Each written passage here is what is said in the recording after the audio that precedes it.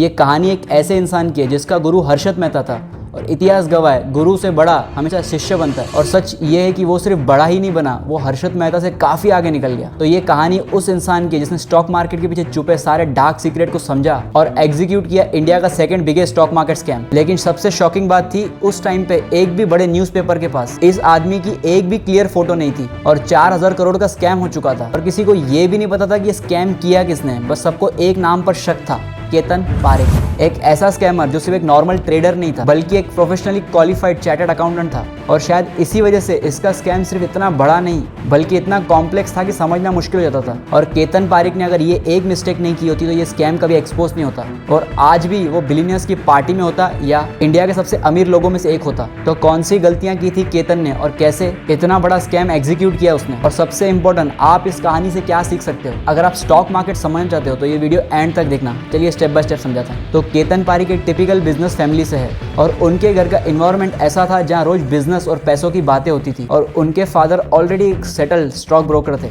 और इसी इन्वायरमेंट में ग्रो होते हुए केतन ने भी अपनी चार्टर्ड अकाउंटेंट की डिग्री कंप्लीट की और एक सीए बन गए। और उसके बाद उन्होंने अपने फादर का बिजनेस ज्वाइन किया जो सिक्योरिटी और स्टॉक ब्रोकिंग में डील करते थे। लेकिन केतन का विजन यहीं तक लिमिटेड नहीं था, उसे दलाल स्ट्रीट का सुपरस्टार बनना था। और उस टाइम दलाल स्ट्रीट पे सबसे बड़ा नाम था हर्षद मेहता और केतन उनसे काफी इंस्पिरेशन था, उसके कॉन्फिडेंट, उनके लाइफस्टाइल और सबसे इंपॉर्टेंट उसके पैसे बनाने के तरीके से। क्योंकि उस टाइम हर्षद जो भी स्टॉक सिलेक्ट करता अगले दिन वो मल्टी बैगर बन जाता और यही सब केतन को डीपली फैसिनेट करता था। और इसी क्यूरियोसिटी में केतन ने ज्वाइन कर ली Grow More Research and Asset Management ताकि वो स्टॉक मार्केट के गेम को अंदर से समझ सके। फिर आया साल 1992 जब हर्षद मेहता का स्कैम पूरे देश के सामने एक्सपोज हो गया और मार्केट क्रैश हो गया, लोगों का ट्रस्ट टूट गया और रेगुलेटर्स भी एक्टिव हो गए। लेकिन केतन पारेख के लिए ये एक फेलियर नहीं था बल्कि एक मास्टर क्लास थी और इस स्कैम से उसने दो इंपॉर्टेंट लेसन सीखे। पहला लेसन था stay away from limelight. Harshad Mehta को स्पॉटलाइट में लेना पसंद था, मीडिया, ग्लैमर, इंटरव्यू। लेकिन केतन समझ चुका था कि जितना ज्यादा तुम दिखोगे उतना ही ज्यादा तुम इन्वेस्टिगेशन किया जाओगे और अगर सिस्टम को मैनिपुलेट करना है तो ये सबसे बड़ा रीजन हो सकता है डाउनफॉल का।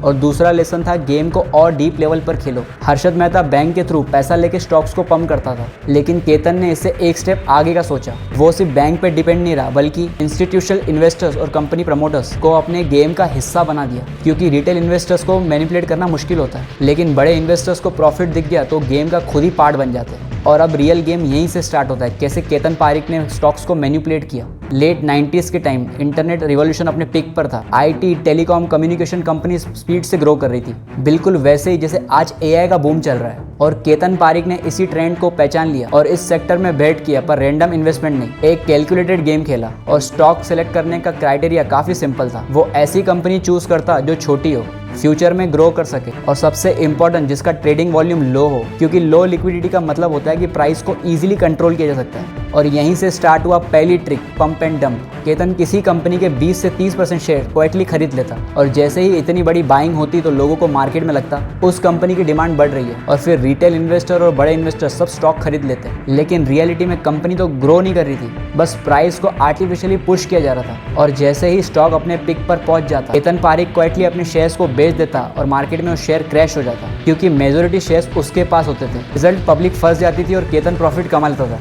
लेकिन सिर्फ इतना ही नहीं, दूसरी ट्रिक इससे भी ज़्यादा डेंजरस थी, सर्कुलर ट्रेडिंग। इसमें क्या होता था, केतन अपने नेटवर्क के लोगों के थ्रू सेम शेयर को बार बार बाय सेल करता था, सेम प्राइस सेम क्वांटिटी, बस अलग अलग अकाउंट से। और लोगों को लगता था कि स्टॉक वॉल्यूम बढ़ रहा है, एक्टिविटी हाई है, पर रियलिटी सब फेक ट्रांजेक्शन थे। लेकिन अब सबसे बड़ा सवाल, इतना बड़ा गेम खेलने के लिए इतना पैसा आया कहाँ से? आंसर सिंपल है, बैंक्स और फाइनेंशियल इंस्टीट्यूट से। जब स्टॉक का प्राइस पिक पे होता तो वो उसे कॉल लेटर बना के बैंक को दे देता और डील करता, अगर मैं लोन रीपे नहीं कर सका तो आप मेरे स्टॉक रख लेना। और बैंक को डील सेफ लगती क्योंकि उस टाइम पे शेयर की वैल्यू आर्टिफिशियली हाई थी और इसी बेसिस पे उसे ह्यूज लोन मिल जाता।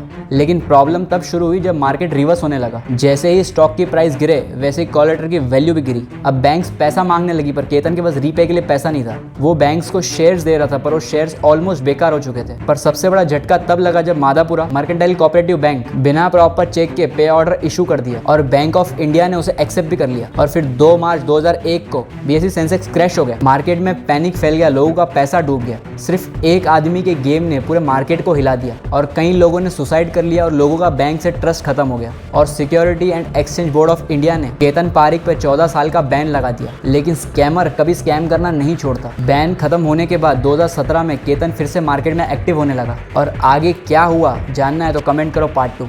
और ऐसे ही रियल स्टोरीज के लिए लाइक करो, शेयर करो, सब्सक्राइब करो।